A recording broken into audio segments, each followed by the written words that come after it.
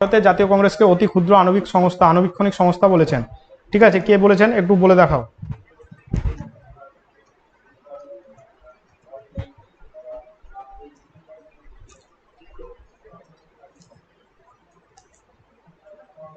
উত্তর দাও তোমরা, আমি ততক্ষণ একটা জিনিস লিখে দিই, পরীক্ষার জন্য important.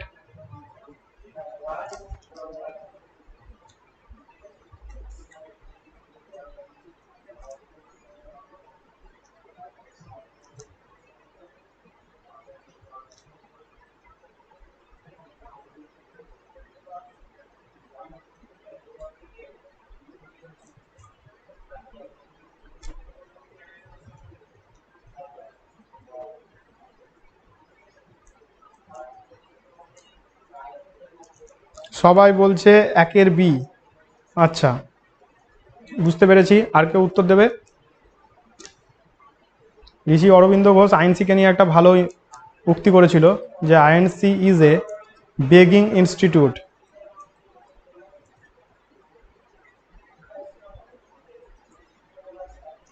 INC is a begging institute, এই কথাটা কে বলেছিল? ঋষি অরবিন্দ ঘোষ। তিনি একজন এক্সট্রিমিস্ট নেতা। বিপিন চন্দ্র পাল ইনিও চরমপন্থী, দুজনাই চরমপন্থী নেতা। ওকে, দুজনাই চরমপন্থী নেতা যারা আইএনসিকে নিয়ে এই উক্তিটা করেছে যে আইএনসি প্লেয়িং উইথ বাবলস, আর হচ্ছে INC is a begging institute, এই কথাগুলো কে বলেছে? Aurobindo Ghosh.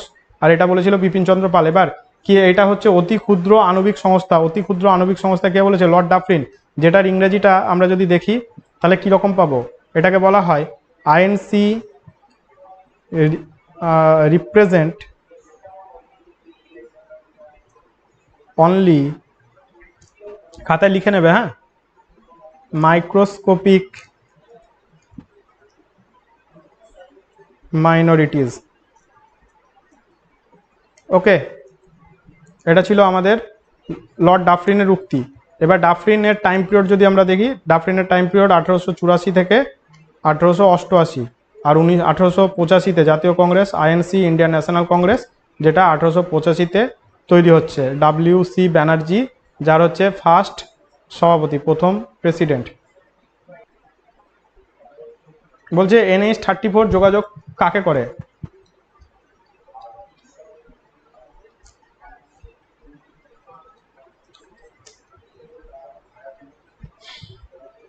NH-34, sorry sir 3A, হ্যাঁ ঠিক আছে।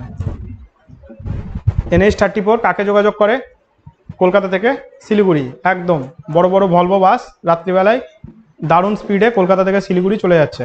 কোন রাস্তা দিয়ে? NH-34 দিয়ে। কিন্তু বর্তমানে NH-34 নামটা আর নাই, 34 নামটা আর নাই, নতুন নাম কি হয়ে গেছে? NH-12। এবং NH-12 এর জায়গাটাও কিন্তু একটুখানি পরিবর্তন হয়েছে। তোমরা যদি ছবিটা একটু ভালো করে দেখো তাহলে দেখো এখানটা দেখতে পাবে যে একদম এটা কলকাতা পর্যন্ত আগে ছিল, আগে ছিল কলকাতা পর্যন্ত, শিলিগুড়ি থেকে কলকাতা। এখন দেখো জায়গাটা একটু পাল্টে গিয়ে ডালখোলা থেকে একদম বকখালি পর্যন্ত, মানে সোজা সুন্দরবন পৌঁছে যাচ্ছে। NH-34 এর পরিবর্তিত নাম হয়েছে এবং নতুন নাম হয়েছে NH-12, যেটা উপরে লিখেছি। তার মানে ডালখোলা থেকে বকখালি, এইটা কিন্তু নতুন প্রশ্ন, ঠিক আছে? এইটা আপডেটটা একটু মনে রাখতে হবে, ডালখোলা থেকে বকখালি পর্যন্ত NH-12। ওকে, পরে যদি আমরা চলে আসি একটি পি টাইপ অর্ধ পরিবাহিতে তড়িৎ পরিবাহিতে কি থাকে? আমাদের দুই রকম জিনিস হয়, ঠিক আছে? আমরা যদি আমাদের সেমিকন্ডাক্টর দেখি অর্ধ পরিবাহী, সেমিকন্ডাক্টর অপশনগুলো পড়ে দেখো। সেমিকন্ডাক্টর যদি আমরা দেখি তাহলে আমাদের দু রকম হয়, ঠিক আছে? সেমিকন্ডাক্টর দুই রকম হয় বলতে, একটা হচ্ছে ইন্ট্রিনসিক, একটা হচ্ছে এক্সট্রিনসিক। তাহলে ইন্ট্রিনসিক এক্সট্রিনসিক মানে হচ্ছে ডোপিং করা হয়, ডোপিং, DOPPING, ডোপিং করা হয়। ডোপিং মানে হলো অশুদ্ধি মেশানো, অশুদ্ধি মেশানো। অশুদ্ধি মেশালে কি হয়? কিছু পরিবাহী আছে, মানে কিছু সেমিকন্ডাক্টর আছে যার মধ্যে অশুদ্ধি যদি মেশানো হয় তখন তারা খুব ভালো মানে ইলেকট্রন পরিবহন করতে পারে, অর্থাৎ তারা উদ্দীপ্ত হয়ে যায়, ঠিক আছে? তো সেখানেও প্রত্যেকটার পি টাইপ এবং এন টাইপ দুটো করে ভাগ আছে। পি টাইপের ক্ষেত্রে হোলস আর এন টাইপের ক্ষেত্রে হচ্ছে ইলেকট্রন। পি টাইপের ক্ষেত্রে হচ্ছে হোলস এবং এন টাইপের ক্ষেত্রে হচ্ছে ইলেকট্রন, যারা আমাদের এই সেমিকন্ডাক্টরে আমাদের শক্তিটাকে সরবরাহ করছে বা শক্তিটাকে নিয়ে যাচ্ছে, ঠিক আছে? ওখানে ইলেকট্রন ভোল্টের ব্যাপারগুলো চলে আসবে, অতটুকু আমি ঢুকছি না, খুব সহজে বলে দিলাম, এটুকু জেনে রাখো। সেমিকন্ডাক্টর বললেই প্রথমে এই জার্মেনিয়াম আর সিলিকনের কথাটা ভাববে, ঠিক আছে? আর বাকি কোনো অপশানে যেতে যাবে না। জার্মেনিয়াম, জার্মেনিয়াম আর হচ্ছে সিলিকন, এটা হচ্ছে আমাদের সিলিকন, এই দুটো হচ্ছে মেন সেমিকন্ডাক্টর, ঠিক আছে? এইবার আমরা যদি পি টাইপ সেমিকন্ডাক্টরের বেশ কিছু উদাহরণ দেখতে যাই, তাহলে পি টাইপের আমাদের যে মেজরিটি পার্ট সেটা হচ্ছে চার্জ ক্যারিয়ার। কাকে দেখতে পাচ্ছি? চার্জ ক্যারিয়ার কে হয়? পজিটিভ গহ্বর বা হোলস, ঠিক আছে? এখানটাতে আমরা যদি পি টাইপের উদাহরণ নিই, তাহলে এক্সাম্পল যদি আমরা পি টাইপের নিতে যাই, তাহলে আমরা অনেক রকম উদাহরণ পাবো। যেমন ধরো গ্যালিয়াম, তারপর হচ্ছে ইন্ডিয়াম, বোরন, এগুলো হচ্ছে আমাদের পি টাইপের উদাহরণ। পরের প্রশ্ন গেলাম, সরকার কর্তৃক পরিবার পরিকল্পনা নীতি কবে গৃহীত হয়েছে? ভারত সরকার কর্তৃক পরিবার পরিকল্পনা নীতি, family planning,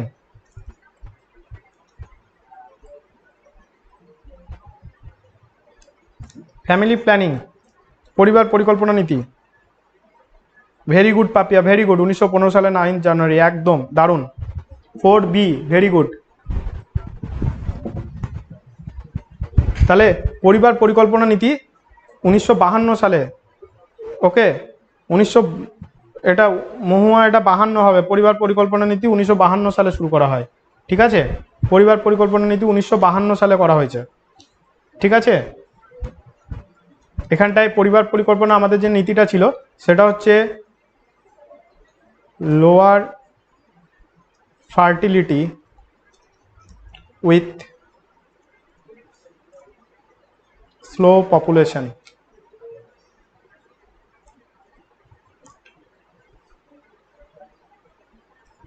lower fertility with slow population growth, ঠিক আছে? আমরা চাইছিলাম যে আমাদের যে ফার্টিলিটি রেটটা আছে, জন্মের হার, সেটাকে কমিয়ে দেওয়া এবং তার সঙ্গে সঙ্গে টোটাল ওভারঅল পপুলেশন গ্রোথটাকে কমিয়ে আনা। এটাই ছিল আমাদের 1952 সালের যে পরিবার পরিকল্পনা নীতি, সেটা। এর পরের প্রশ্ন, গান্ধীজি কোথায় প্রথম সত্যাগ্রহ আন্দোলন করেছিলেন? গান্ধীজি সত্যাগ্রহ আন্দোলন পরপর যদি আমরা ভাবি, তাহলে কি হবে? প্রথমে হচ্ছে চম্পারণ সত্যাগ্রহ। আর যা, তোমাদেরকে উত্তর দেওয়ার আগে আমি বলে দিলাম, ঠিক আছে? তোমরা চেষ্টা করো।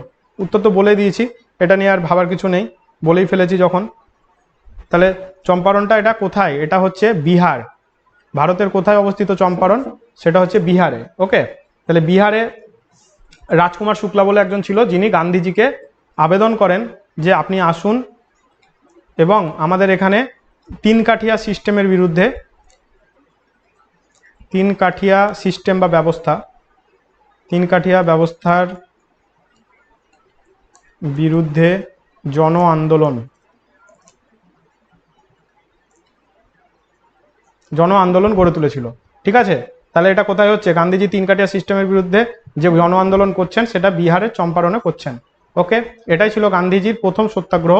কোথায়? এটা ভারতে, ওকে? প্রশ্নটাতে ভারতে বললে খুব ভালো হতো, কিন্তু যেহেতু অপশনগুলো সবই ভারতের, তাহলে আমরা বলে দিতে পারি যে এটা ভারতেই জিজ্ঞেস করছে। কিন্তু যদি গান্ধীজির জীবন আমরা দেখি, তাহলে সেখানে দেখবো তিনি ভারতে আসার আগে, অর্থাৎ ভারতে তিনি কবে এসেছিলেন? 9th জানুয়ারি, প্রবাসী ভারতীয় দিবস 1915, নাকি? তাই তো? প্রবাসী ভারতীয় দিবস 9th জানুয়ারি না? একটু ভেবে দেখো। তাহলে সেই দিন তিনি ভারতে ফিরে এসেছিলেন বলে, কোথা থেকে? সাউথ আফ্রিকা, এখান থেকে ভারতে ফিরে আসছেন। তো সাউথ আফ্রিকাতে কিন্তু অলরেডি তিনি অনেকগুলো সত্যাগ্রহ অলরেডি তিনি সাউথ আফ্রিকাতে করেই ফেলেছেন, ঠিক আছে? এবং যে কোনো কারণেই হোক, গান্ধীজিকে সেখান থেকে আমরা দেখছি মরিটসবার্গ স্টেশন থেকে, মরিটসবার্গ স্টেশন থেকে তাকে ধাক্কা মেরে ফেলে দেওয়া হচ্ছে এবং তারপরে তিনি খুব মর্মাহত হচ্ছেন এবং পরবর্তীকালে আমাদের গোপালকৃষ্ণ গোখলে যখন পুনরায় গান্ধীজিকে ডাকছেন, তিনি আবার ভারতে ফিরে আসছেন। তো সেই ঘটনাগুলো আমরা গান্ধীজির সঙ্গে কিন্তু পেয়ে থাকি। পরের প্রশ্ন, ভারতে কোথায় জাফরানের চাষ হয়? এটা খুব ভালো প্রশ্ন এবং খুব সহজ, এটা আমরা সবাই জানি। 6 কোশ্চেন, ভারতে কোথায় জাফরানের চাষ হয়?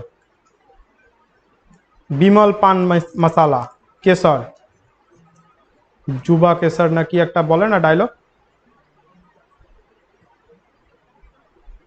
এই কেশর সেই কেশর যেটাতে বিরিয়ানিতে কমলা রং হয়।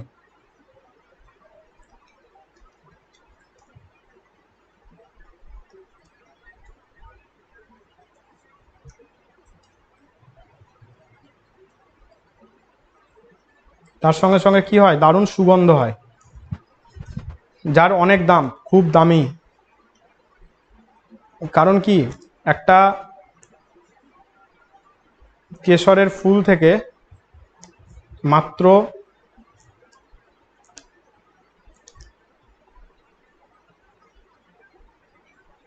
3খানা কেশর পাওয়া যায়, 3টে।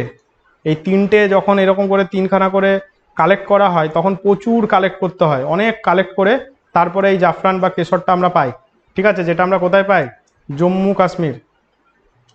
ঠিক আছে, হিমাচল প্রদেশেও কেশর চাষের চেষ্টা চলছে, হচ্ছেও।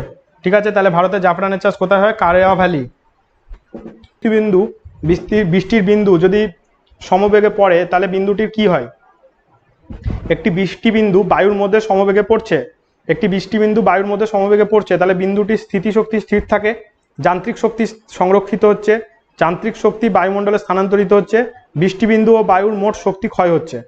4টে অপশন। একটি বৃষ্টিবিন্দু বায়ুর মধ্যে সমবেগে পড়ছে, এখানে একটা বৃষ্টি ফোঁটা ছিল যেটা সোজাভাবে পড়ছে, ঠিক আছে, বায়ুর মধ্যে দিয়ে পড়ছে, সমবেগে পড়ছে। এর মধ্যে কি কি হতে পারে, স্থিতিশক্তি স্থির থাকবে, যান্ত্রিক শক্তি সংরক্ষিত হবে, যান্ত্রিক শক্তি বায়ুমণ্ডলে স্থানান্তরিত হবে, নাকি বৃষ্টিবিন্দু ও বায়ুর মোট শক্তি ক্ষয় হবে। তাহলে উত্তরটা কি হবে, চেষ্টা করো, অপশন গুলো একবার মন দিয়ে ভালো করে দেখো, তাহলে দেখো তোমরা পেরে যাবে। এখানটায় কি হবে, যান্ত্রিক শক্তিটা সংরক্ষিত হবে। যদি যান্ত্রিক শক্তিটা সংরক্ষিত না হতো, যদি এটা না হতো, এটা না হতো, তাহলে বৃষ্টিবিন্দু, বৃষ্টির জল, তাহলে বৃষ্টির জল ছুঁচের মতো বিদ্যুৎ, মানে একদম প্যাক প্যাক করে লাগতো, বা বলতে পারো যে মনে হতো যেন তোমাকে কেউ পাথর ছুঁড়ে মারছে। ঠিক আছে, যদি এটা এরকম না হতো, যারা গাড়ি চালাবে বৃষ্টির দিনে তারা এটা খুব সহজেই বুঝতে পারবে। প্রশ্ন, সরল দোলগতিতে কি হয়, সরল দোলগতিতে এগুলো তোমরা জানো, প্রতি পর্যায়ে 2বার শূন্য হবে। যখন দোলকটা এখান থেকে গিয়ে এত দূর পর্যন্ত পৌঁছাবে, যে এই প্রান্তে চলে আসবে, তাকে তোর গতিটা 0 করে আবার পেছন দিকে ফিরতে হবে, আবার যখন এখানে চলে আসবে আবার 0 হবে, আবার ফিরবে। তার মানে এই দিকে একবার 0 হচ্ছে, এই দিকে একবার 0 হচ্ছে, শেষ প্রান্তে গিয়ে আবার এইখানেও একবার কিন্তু 0 হচ্ছে, অর্থাৎ প্রতি পর্যায়ে 2বার করে শূন্য হচ্ছে। কি, দোলগতিতে যে গতিশক্তিটা আছে সেটি প্রতি পর্যায়ে 2বার শূন্য হয়। অপশনটা মনে রাখবে, পরীক্ষায় খুব আসে এটা। সরল দোলগতিকে ইংরেজিতে সিম্পল হারমোনিক মোশন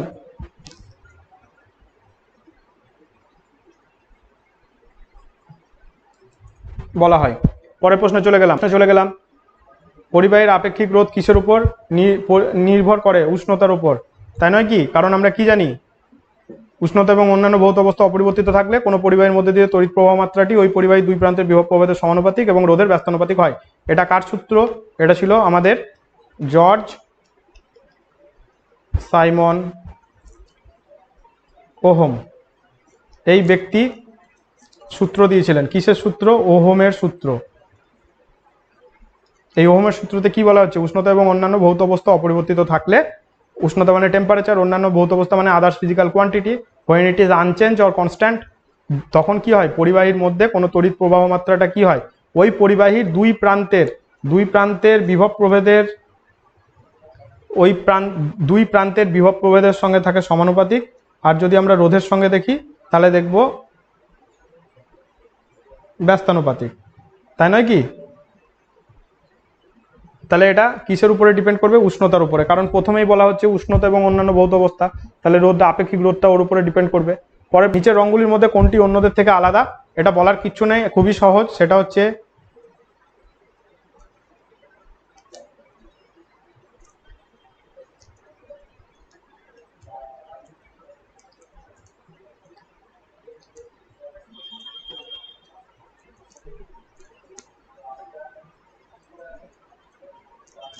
আমাদের যে নর্মাল কালার, সেগুলোর মধ্যে দেখো কোন রংটা পাওয়া যাচ্ছে না।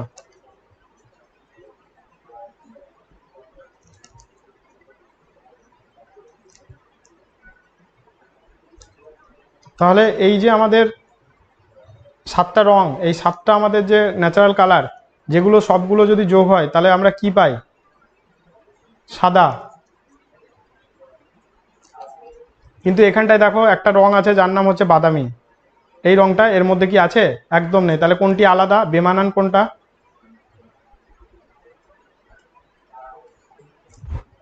সহজ প্রশ্ন ছিল। পরে